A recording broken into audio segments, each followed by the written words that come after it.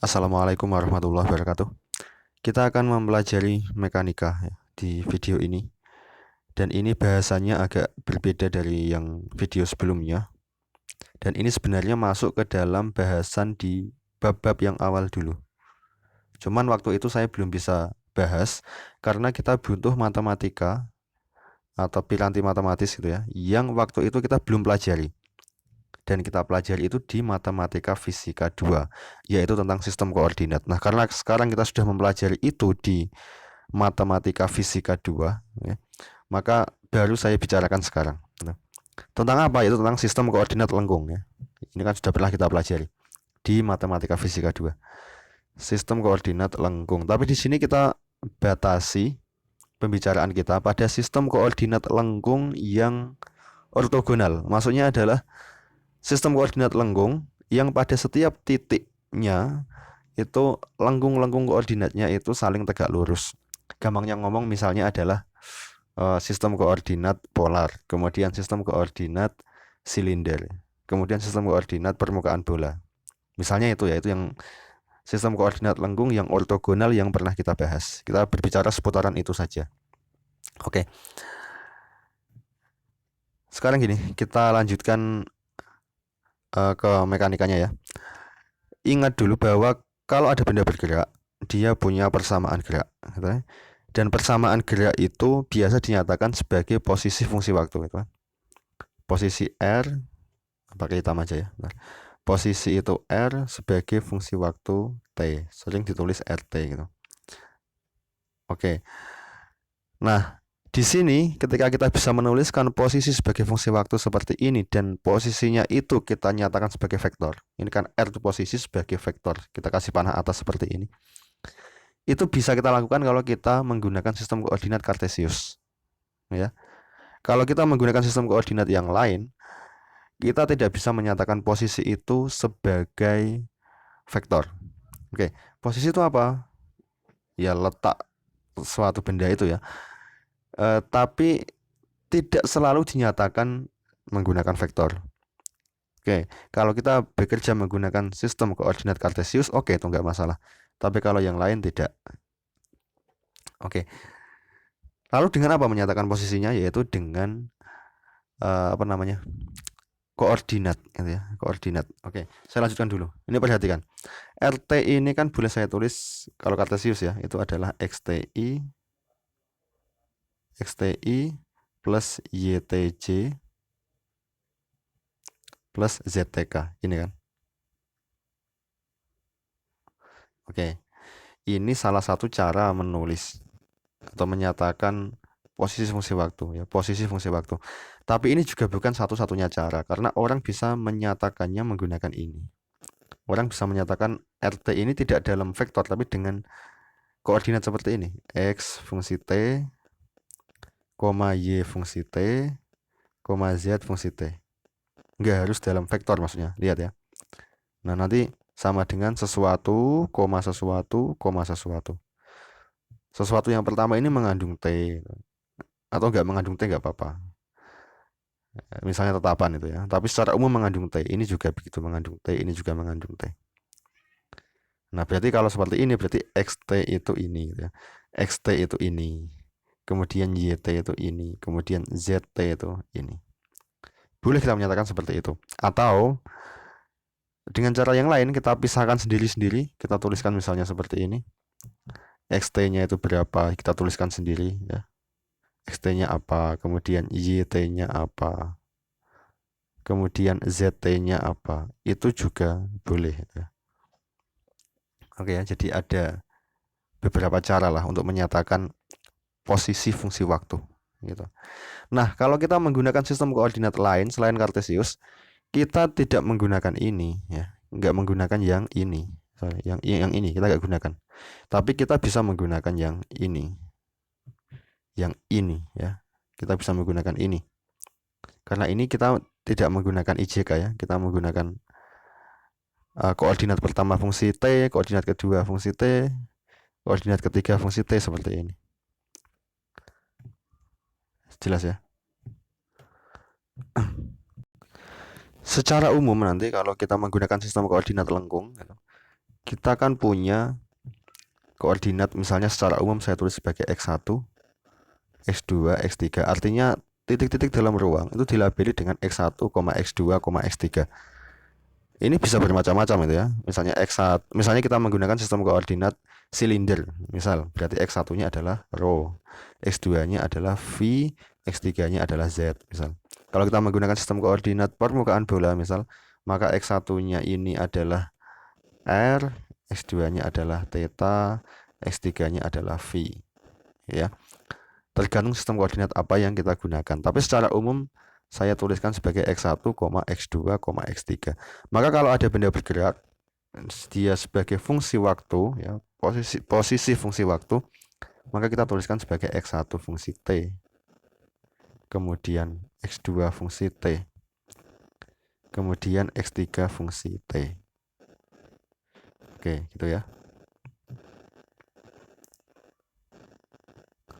Oke. Kemudian pertanyaan berikutnya, bagaimana dengan kecepatan benda itu? Ini kan posisi fungsi waktu. Kalau ditanyakan kecepatannya dia sebagai fungsi waktu, kalau kecepatan tetap vektor ya. Kalau posisi meskipun tidak kita nyatakan dalam vektor, tapi kalau kecepatan dia tetap vektor. Oke. Dan kecepatan itu sebagai vektor di sistem koordinat lengkung. Bagaimana mencarinya? V yang kita kenal di dalam Cartesius ya. Kita bisa menuliskan sebagai dr per dt ini. Turunan r posisi terhadap t. Oke. Di sistem koordinat lengkung kita punya ds. Ya. ds itu menggantikan dr. Itu sama saja sebenarnya. Mau kita tulis ds atau dr itu sama aja. ds, tapi kita di sistem koordinat lengkung sudah pernah belajar ini. Kita punya yang namanya ds ini. ds itu sama lah dengan dr gitu ya. Kemudian v-nya bagaimana? Ya v-nya berarti ds per dt. Itu di sistem koordinat lengkung ya. V sama dengan ds per dt. Oke, ds itu apa? ds itu secara umum bentuknya seperti ini kan. ds itu ya sama dengan h1 dx1 ex1 plus h2 dx2 ex2. Ini sorry, ini x-nya kecil ya, maksudnya x indeks ya, x2. Mohon maaf kalau tulisannya jelek. Plus h3 dx3 ex3. Nah, kalau kemudian ds ini dibagi dengan dt, ds per dt. Nah, nanti kalau misal ini kita kasih per dt gini ya, supaya menjadi v, maka kita bisa meletakkan per dt di sini, per dt di sini ya, di bawah dx di ini. Maka kita ini menjadi turunan ini ya, menjadi turunan. Oke, jelas ya. Nah, kemudian ini sekian ini, bentar, ulangi. Sekian ini kita sebut sebagai V1 atau Vx1 ya. V1 aja lah ya. Kalau ada yang menyebut Vx1 juga nggak masalah. Ini V1 atau oke, Vx1 aja biar lebih enak. Vx1 Ex1, kemudian ini sekian ini itu Vx2 Ex2 gitu ya. Kemudian ini dari H3 ini sampai sekian ini, nah itu Vx3. Jelas ya? Sehingga nanti tetap sama, berarti V itu sama dengan V itu sama dengan Vx1 Ex1 plus Vx2 Ex2 plus Vx3 Ex3. Kalau kasusnya dalam Cartesius misalnya ya semacam Vxi plus Vyj plus Vzk, semacam itu ya. Kemudian ini kan kita punya V ya. Kalau kita mau mencari A itu percepatan ya. Ya berarti biasa, kalau A kita sudah punya V, berarti A itu adalah dV per dt. Oke, tapi ingat bahwa ketika kita menurunkan V terhadap T, jangan menganggap bahwa EX1, EX2, EX3 ini tetapan. Beda dengan IJK. Kalau IJK itu dari waktu ke waktu benda bergerak ya, melalui suatu lintasan.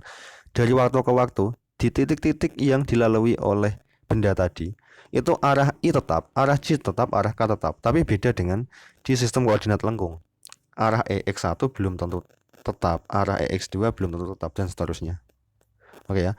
Jadi itu diperhatikan. Intinya diperhatikan itu ya. Tapi A selalu seperti ini. Oke. Supaya lebih enak, coba saya ajak untuk melihat satu kasus misalnya. Coba kita tinjau sistem koordinat silinder misal. Sistem koordinat silinder. Oke ya. Di sistem koordinat silinder itu titik-titiknya biasa dilabeli dengan rho VZ. Ya, rho VZ. Gini. Nah, kalau misal diberikan persamaan geraknya seperti ini sambil belajar mengetahui lintasannya seperti apa itu. Rho T, misal gini ya, rho T, VT, ZT. Misal diberikan gini. Kemudian ini sama dengan misalnya satu, saya nggak kasih satuan ya. Kalau mau saya kasih satuan bisa sebenarnya, misalnya rho itu satuannya meter gitu. Kemudian V satuannya radian atau derajat itu. Radian lah biasanya. Kemudian Z itu meter misal. Bisa, tapi supaya lebih enak saya nggak tulis satuannya ya. Jadi biasa seperti ini. Rho-nya 1, V-nya misalnya adalah T gitu. Kemudian Z-nya 1. Oke. Kita sambil lihat bentuk lintasannya seperti apa kalau kayak gini. Kalau ada benda bergerak dengan persamaan gerak seperti ini, bentuk lintasannya apa? Nah, berarti kan gini tuh. Rho T itu 1 ya. Rho T itu 1 di sini. VT itu T. VT itu T. Kemudian ZT itu adalah 1. Berarti kalau seperti ini, di T berapapun, di waktu berapapun, itu rho-nya tetap, yaitu 1. Di T berapapun, Z-nya itu tetap, yaitu 1. Berarti dia jaraknya benda tadi itu terhadap sumbu Z gitu ya. Itu tetap 1 gitu ya.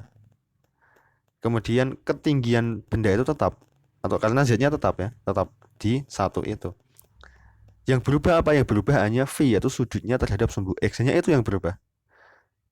Dan ketika itu berubah, maka bentuk lintasannya apa? Ya lingkaran, jelas ya. Bentuk lintasannya lingkaran karena rho-nya tetap, kemudian Z-nya ketinggiannya tetap. Yang berubah hanya V. Jadi ketika T-nya bertambah, V-nya bertambah nilai. Oke ya, itu bentuk lintasannya adalah lingkaran. Kalau saya kasih misal ini, saya kasih omega di sini. Ini omega T itu. Jadi VT sama dengan omega T. Maka bentuk lintasannya apa? Ya lingkaran. Tapi dia bergeraknya punya kecepatan sudut omega. Gitu ya. Kalau misal ZT saya ganti T misal, bentar. Kalau misal ZT saya ganti T, bentuk lintasannya apa? Semacam ini. 1 omega T, T. Maka bentuk lintasannya apa ini? Ini bentuk lintasannya adalah helix. Helix itu apa ya? Helix itu orang nyebut apa? Kayak pegas itu. Jadi ada tabung gitu ya. Silinder lah, silinder ya, silinder. Ini bentuk lintasannya seperti apa? Bentuk lintasannya adalah dia kan berputar ya. Berputar itu omega T. Vt sama dengan omega T kan berarti dia mutar. Tapi Zt-nya itu selalu bertambah ketika T-nya bertambah. Berarti dia mutar sambil naik. Jadinya kan helix. Mutar sambil naik. Ini yang warna ungu ini ya. Dia itu mutar tapi sambil benar, nggak bagus gambarnya. Mutar tapi sambil naik. Di ini ya, apa namanya? Di selimut silinder ini ya.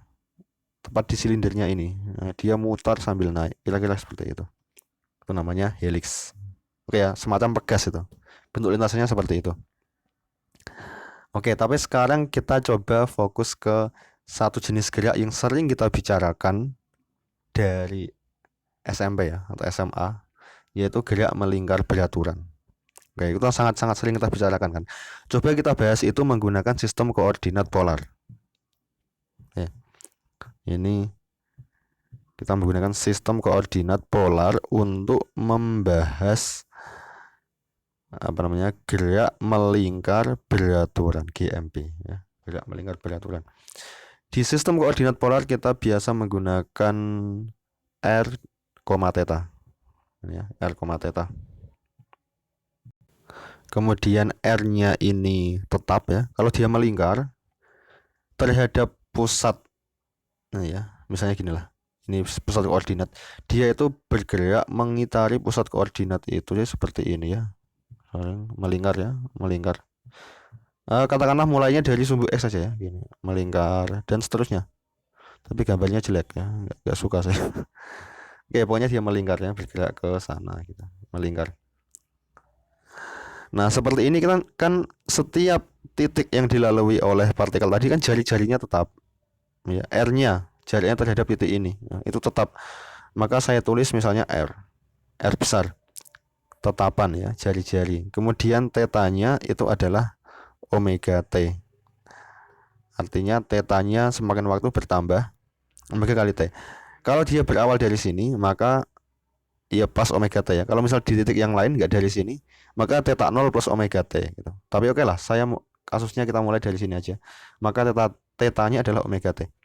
Ini kalau mau lengkap sebenarnya R dalam kurung T itu ya. R fungsi waktu. Itu kalau mau lengkap, kemudian tetanya juga fungsi waktu. Oke. Sebagai tambahan aja ya. Oke. Gini. Oke. Kemudian kalau persamaan geraknya seperti ini. Ini persamaan geraknya ya. RT atau mau ditulis gini juga boleh ya tadi ya. Dalam kurung RT kemudian koma theta T gitu. Kemudian sama dengan R, omega T. Boleh, tapi saya tulis gini aja. Saya hilangkan lagi. Kayak gini. Kemudian kita coba bahas kecepatannya. Kita lihat dulu DS ya, DS-nya dia. DS kalau pada sistem koordinat polar, bentuknya apa?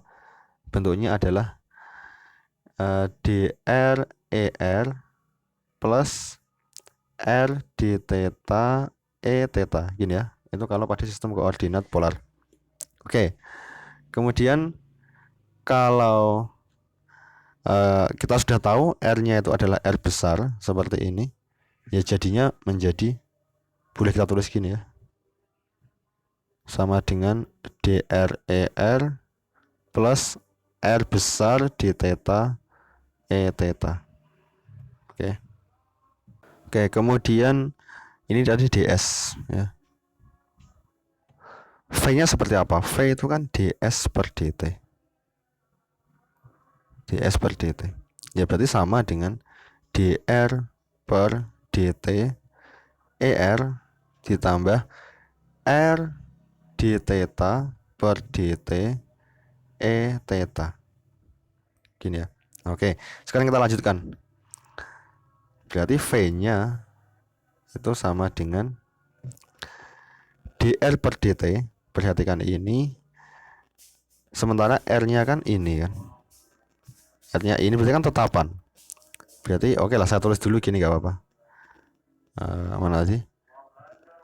dr per dt er. Tapi karena ini tetapan, maka sekian ini menjadi 0. Kenapa? Karena R besar kan tetapan. Oke. Kemudian ini ditambah dengan R besar. Oke. D theta per dt. Tetanya adalah omega T. D omega T per dt itu adalah omega. Gini ya, omega. Kemudian ini E theta. Oke, sehingga V-nya itu menjadi R omega E theta. Oke, sekarang kita sudah mendapatkan V-nya. Kalau kemudian kita mau mencari A, percepatan. Ini kan V-nya sudah dapat. Kita sekarang mau mencari A-nya seperti apa, percepatannya. Maka akan dV per dt.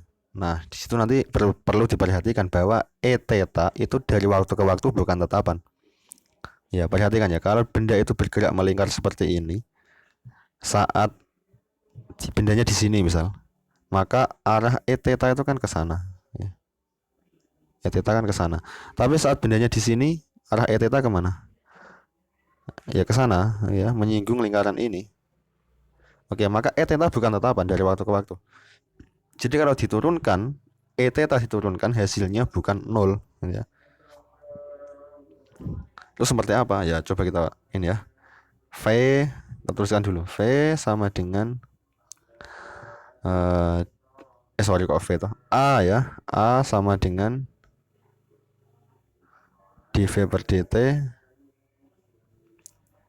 sama dengan D dari V-nya adalah R omega E theta per dt. Oke, karena yang ini dalam tetapan ini boleh keluar ke sana ya. Maka sama dengan R omega D E theta per dt. Oke, sekarang bagaimana mengerjakan ini? Ini kita bisa kerjakan menggunakan gambar atau geometri juga boleh. Tapi karena kita pernah belajar sistem koordinat ya di matematika fisika 2, kalau saya lebih ini ya, intinya ini bisa dibawa ke IJ dulu biar enak. Kembali ke Kartesius lagi. Sepertinya ini sudah pakai koordinat yang bukan Kartesius, kok kembali Kartesius lagi. Ya itu salah satu cara ya, tapi bukan satu-satunya cara. Kita bisa melihat dari gambar atau geometri itu bisa. Tapi coba kita bawa dulu Kartesius, nanti kembalikan lagi ke sana nggak apa-apa. Intinya supaya kita nggak serta-merta kemudian tiba-tiba menuliskan ini 0, karena ini bukan 0 ya, ini bukan 0. Oke. Bukan 0, bukan salah ya. Maksudnya ini pokoknya bukan 0. Kita harus cari dulu ini berapa. Ingat di sistem koordinat yang pernah kita pelajari bahwa E theta itu pasti adalah, kalau dinyatakan dalam IJ ya, itu adalah min sin theta I kemudian plus cos theta J. Kalau lupa silakan dibuka lagi catatannya. Dulu saya pernah kasih PDF-nya kayaknya ini ya. E theta itu seperti ini. Oke. Kemudian kalau E theta-nya seperti ini berarti A-nya, oke, saya tulis lagi ya. Berarti kalau seperti itu A-nya itu sama dengan R omega ya, sorry, R omega D dari min sin theta I plus cos theta J per dt. Ingat theta tadi adalah omega T. Theta itu omega T. Yang ini maksudnya, theta itu omega T. Oke. Karena theta itu omega T, ya lihat ini. Ini tuh omega T. Untuk gerak melingkar ya, ini adalah omega T, sehingga kalau diturunkan terhadap T, ya berarti kita pakai aturan rantai ya, biasa. Kita pakai aturan rantai, ini R omega, kemudian turunan sin itu adalah cos ya. Berarti sin omega T diturunkan berarti cos omega T, tapi kemudian dikalikan omega di luar ya. Berarti ini menjadi omega. Saya kurung aja ya, saya kurung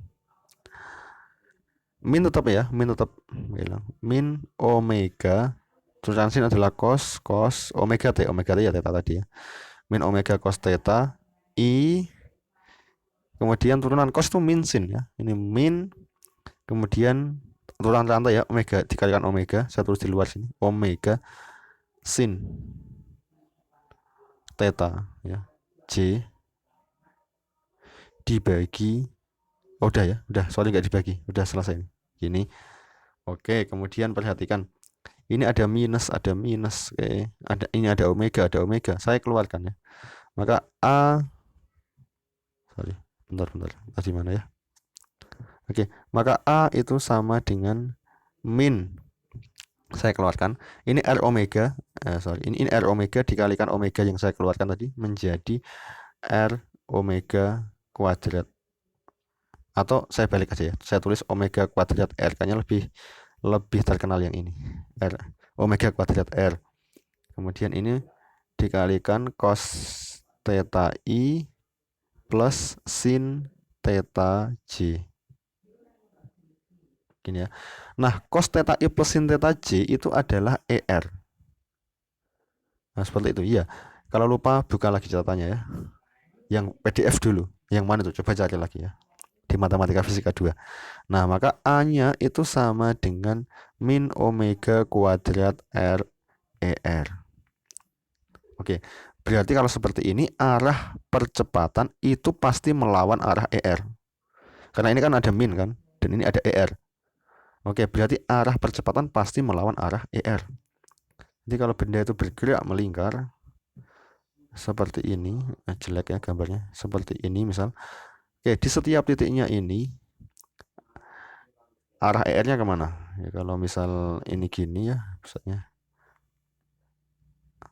bayangkan aja ini di tengah-tengah ini ya, meskipun gambarnya jelek ya. Nah, seperti ini. Nah, arah ER itu kan ke sana. Ini pakai warna apa ya? Pakai warna hitam aja. Ini itu arah ER. Nah, dia melawan arah ER.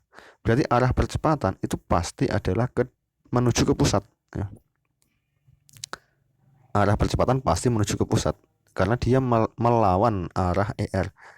Di setiap titik begitu. Di sini juga gitu. Arahnya ke sana gitu ya, menuju ke pusat. Intinya menuju ke pusat ya. Kalau gambarnya nggak bagus ya mohon maaf. Dan panjangnya tetap ya, panjangnya sama, arahnya ini menuju ke pusat selalu dimanapun tempatnya. Di sini menuju ke pusat itu ya. Ini gambarnya nggak menuju ke pusat ya. Jelas ya, ini dimanapun tempatnya dia menuju ke pusat. Dan itulah yang biasa kita sebut sebagai percepatan sentripetal. Oke. Jadi percepatan ini itu adalah percepatan sentripetal. Oke, kemudian lihat V tadi. Lihat V tadi, V itu mana ya? V itu ini. V itu ini. Lihat V ini. Kemudian kalau ditanya besarnya V itu berapa? Ini kan vektor satuan yang panjangnya 1. Berarti panjang V ya sama dengan R omega ini kan. R omega dikalikan ini panjangnya 1 kan ya, R omega ini sendiri kan. Kalau ditanyakan panjangnya V lah ya. Jadi panjangnya V atau besarnya V itu tulis V saja itu sama dengan R omega. Oke, kalau seperti itu kita kembali ke mana tadi? Ini ya, ke sini. Perhatikan A ini. Oke. Ini kan boleh saya tulis sebagai min omega kuadrat R kuadrat dibagi R. Boleh kan seperti itu. Omega kuadrat R kuadrat kali R kuadrat ya dibagi R. Jadinya menjadi min omega kuadrat R. Oke. Nah, tapi yang atas ini itu sama dengan, ingat tadi V itu adalah omega R, makanya menjadi V kuadrat. Jadi min V kuadrat per R. Sehingga A itu boleh kita tulis sebagai A sama dengan min V kuadrat per R arah R tapi minusnya. Nah, gini. Ini jadi besarnya percepatan atau gini ya, atau tulis A saja, besarnya percepatan itu adalah V kuadrat per R. Dan bagi yang pernah belajar tentang gerak melingkar beraturan pasti tahu bahwa percepatan gerak melingkar beraturan yaitu percepatan sentripetal itu nilainya adalah V kuadrat per R. Oke, itu contoh penerapan dari sistem koordinat lengkung untuk membahas gerak. Jadi gerak yang dibahas dalam sistem koordinat lengkung. Yang paling sederhana ini termasuk contoh sederhana. Oke, contoh yang lain ya dicari sendiri ya, pelajari. Sampai sini ya yang saya kasihkan, saya contohkan yang sederhana aja ya, sampai sini. Oke, terima kasih videonya sampai sini. Kalau ada pertanyaan nanti silakan ditanyakan. Oke, assalamualaikum warahmatullahi wabarakatuh.